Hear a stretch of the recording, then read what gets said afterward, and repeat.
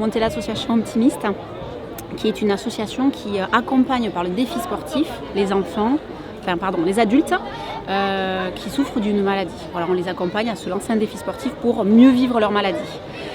Ça fait 4 ans qu'on existe et on arrive un peu à un tournant. Et on s'est dit, fort de notre expérience, on a de très bonnes relations avec les centres hospitaliers, avec les familles, etc. Ça marche vraiment bien. On se dit, pourquoi pas accompagner les enfants, ce qui est un peu plus difficile quand même, parce qu'ils ont leur spécificité aussi, etc. Et on avait envie aussi d'éduquer tous les enfants, pas forcément les enfants malades, mais d'éduquer les enfants à pratiquer du sport parce que ça lutte contre l'obésité. On avait aussi envie de mobiliser les pouvoirs publics en disant servez-vous du sport parce que c'est un super levier pour lisser les inégalités.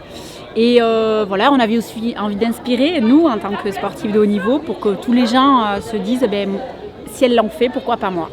Et donc effectivement, on va se lancer sur une traversée mondiale inédite et on va tenter de relier le Pérou à la Polynésie française dans le Pacifique Sud avec une planche qui est un peu plus grande que la table.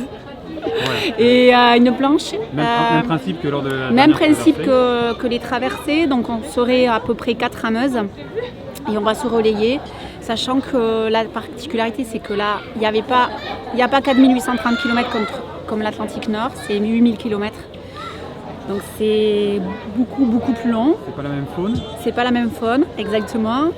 Et il fait très chaud, risque de déshydratation. Bon voilà, on a d'autres problématiques, mais on est en train d'étudier tout ça. Et on a envie de préparer ce défi avec les gens qui ont envie de nous aider, les bénévoles, pour lever des fonds et accompagner les enfants malades atteints du cancer. Voilà. En définitive, on a fait un pool de 6. Parce qu'on ne sait pas de quoi il fait la vie, on ne sait pas tout ce qui peut arriver. Donc en définitive, on est 6 filles.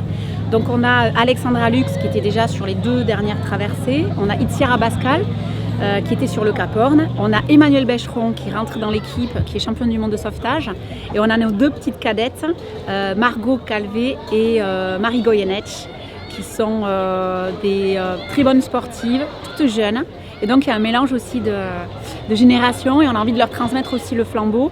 Et tout en définitive, on s'est rendu compte en parlant que le sport avait été un formidable, un formidable médicament pour, dans les épreuves qu'elles ont rencontrées, chacune des épreuves différentes, moi le cancer bien évidemment. Mais voilà, et on s'est dit, par le sport, on veut aider ces enfants malades.